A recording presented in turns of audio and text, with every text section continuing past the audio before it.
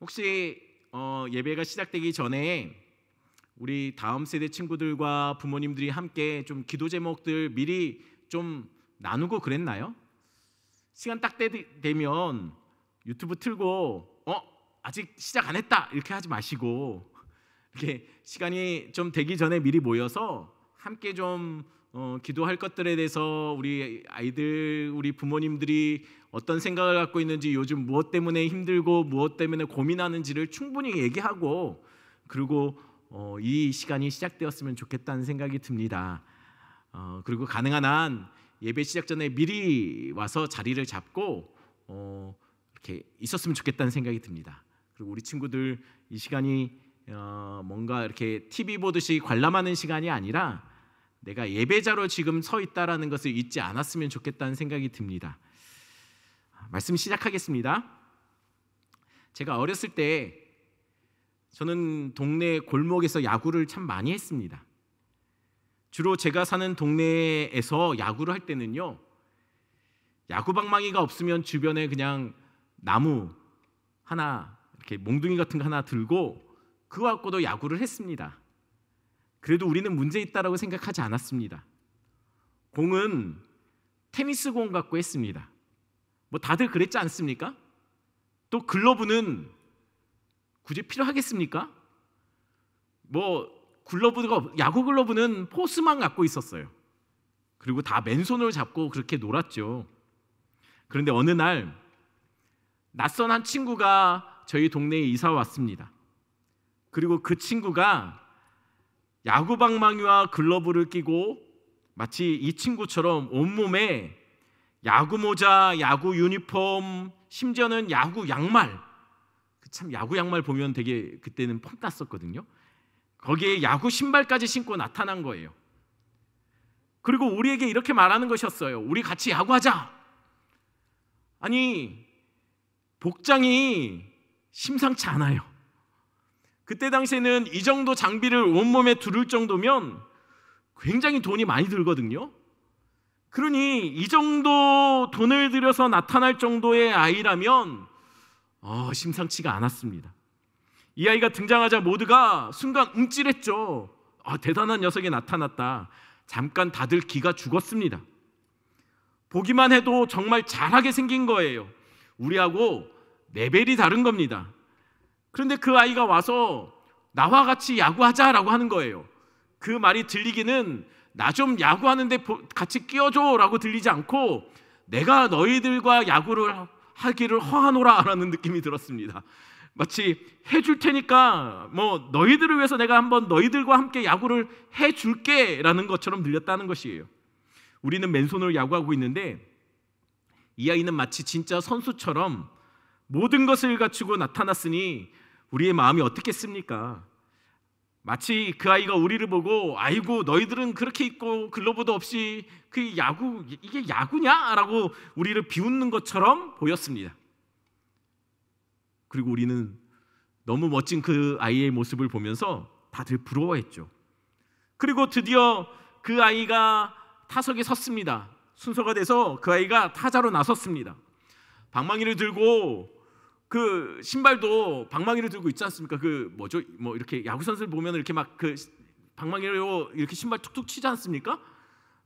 이것도 하고, 그리고 마치 야구에서 사인 보내는 거, 투수들도 아닌데 왜 타자가 사인을 보내는지 모르겠는데 막 앞에 서더니 막 이러는 거예요. 그래서 참 우리는 뭔지 모르겠지만 아무튼 얘가 뭔가 전문적인 본 게 있는 것 같았습니다. 그래서 다들 긴장하고 기대하는 마음으로 이 아이의 타석을 지켜봤죠. 그러니 우리 중에 가장 긴장한 것은 누구겠습니까? 투수였습니다. 그 투수가 긴장하면서 모두가 다 주목하는 가운데 공을 던졌습니다. 그리고 그 아이가 방망이를 휘둘렀어요. 그러자 퍽 소리가 났습니다. 그리고 공은 그대로 포스 글러브에 들어갔습니다. 방망이에 맞는 소리가 아니라 포스에 공에 들어가는 소리로 퍽 소리가 난 거예요. 원스트라이크였습니다. 우리는 다들 실수했구나, 아직 적응이 안 됐구나 생각했어요. 그런데 두 번째도 세 번째도 공은 그대로 포스 글러브 안에 들어갔습니다. 우리는 첫 타석이니까 그랬거니 생각했습니다. 하지만 두 번째 타석도 세 번째 타석도 공은 모두 예, 그대로 포수와 투수만 이렇게 공을 서로 주고받았습니다. 삼진이 계속되었습니다. 아무런 일도 일어나지 않았습니다. 실수인 줄 알았더니 실력이었던 것이었습니다.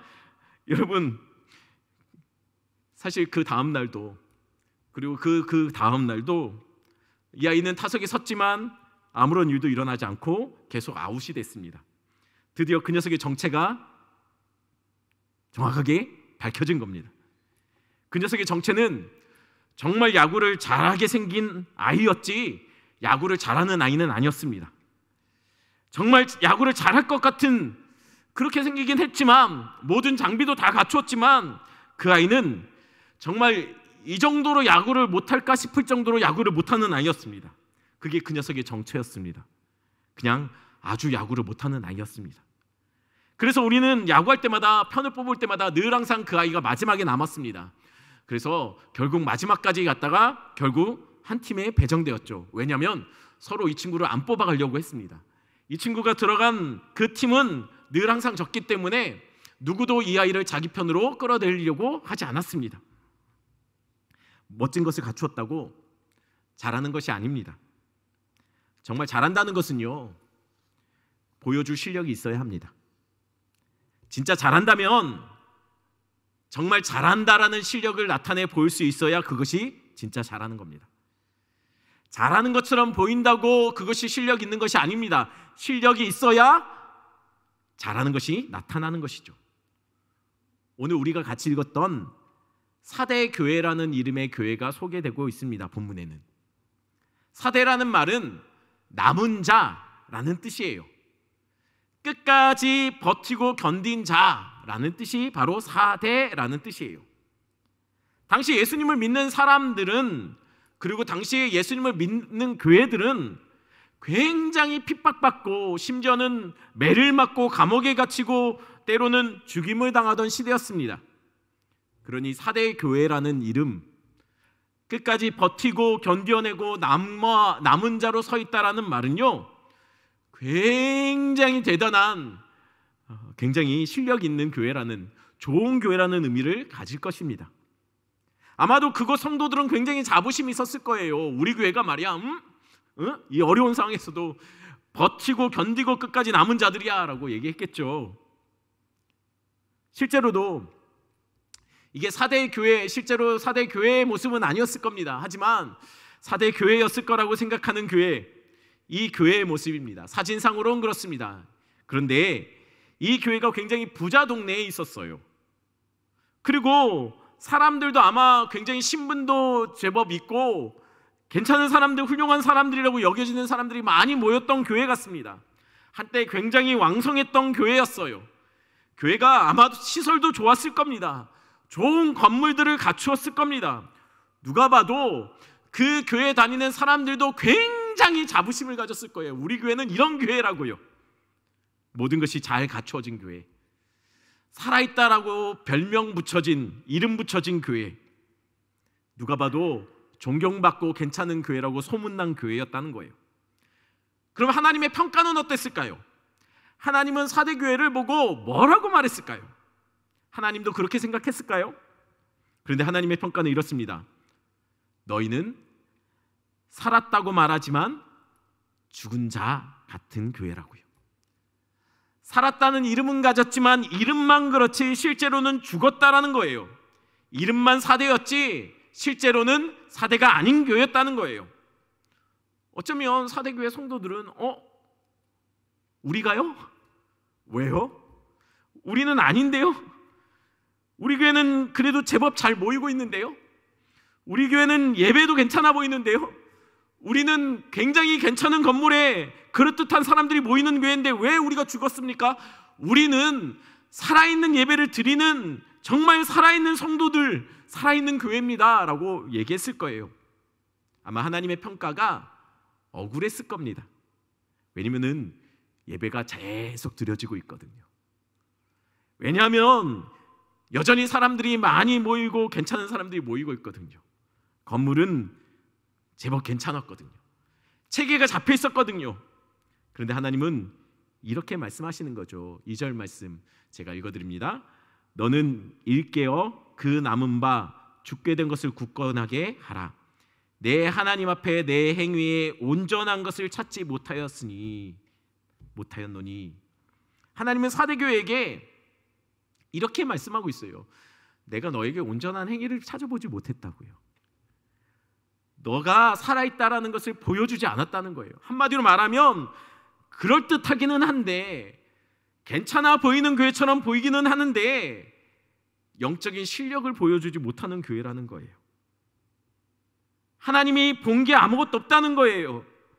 말로는 살아있다라고 우리 교회는 괜찮다라고 말하는데 아무것도 그들을 통해서 온전하다고 여겨지는 것을 본 적이 없다라는 거예요. 하나님은 본 게 없었다는 거예요.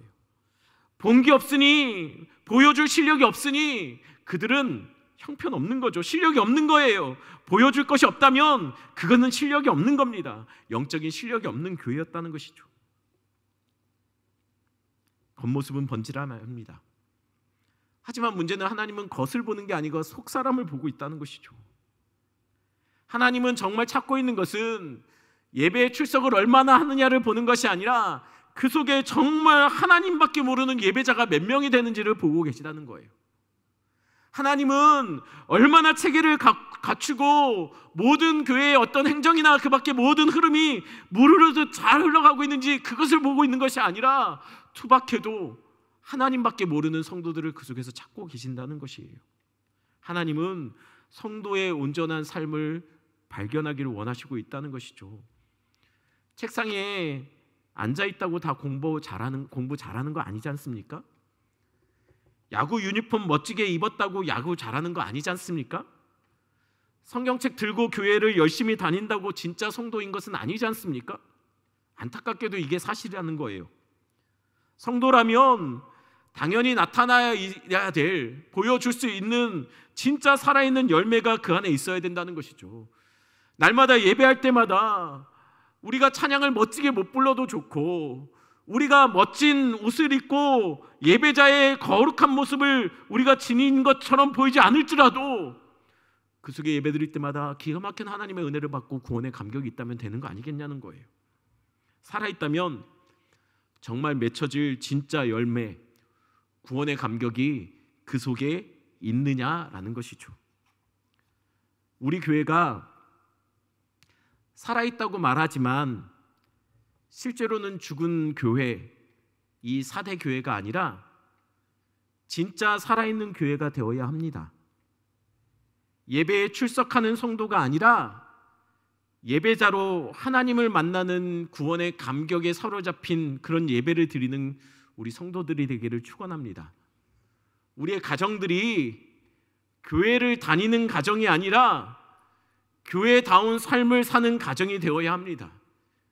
교회에 출석하는 그런 가정이 아니라 예수 그리스도밖에 모르는 가정이 되어야 한다는 거예요. 교회만 왔다 갔다 하는 성도들이 아니라 매일 있는 곳에서 하나님과 교제하며 하나님 붙잡고 동행하며 사는 성도들이 우리 성도들이 되어야 한다는 거예요. 한국교회가 살아있다라고 말은 하지만 실제로는 죽은 교회 같은 4대 교회가 안 되기를 기도하는 교회가 우리 교회여야 할 것 같습니다. 세상의 교회를 욕하는 시대를 살아가고 있지 않습니까? 그럼에도 불구하고 세상이 아무리 교회에 손가락질하고 있다 할지라도 그럼에도 기억하셔야 될 것이 있습니다.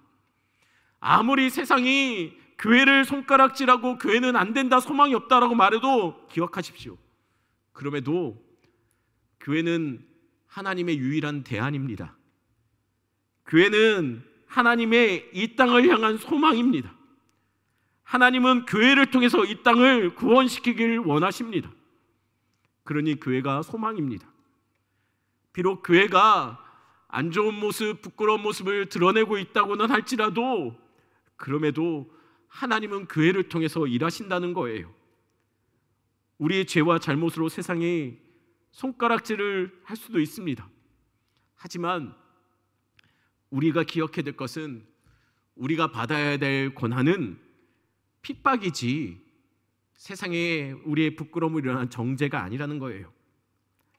맛 잃은 소금과 같은 존재가 아니라 썩어져가는 이 세상을 향해 나 자신을 녹여내고 품어낼 수 있는 그런 교회가 우리 교회가 되어야 할 것 같습니다. 우리 교회가 정말 투박해도 들어왔을 때 뭐 세련된 것이 없다 할지라도 우리 교회가 하나님밖에 모르는 그런 교회가 되기를 간절히 축원합니다. 우리 이 시간 같이 이 찬양 같이 합니다. 이런 교회 되게 하소서.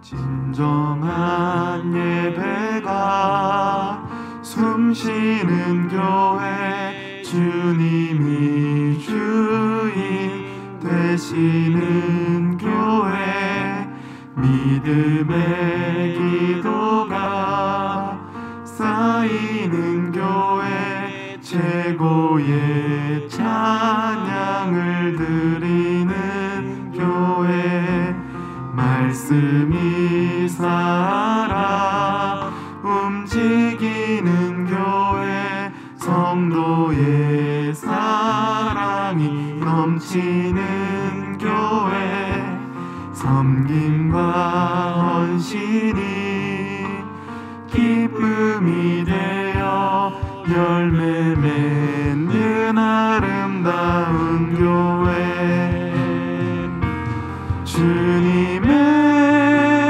마음 닮아서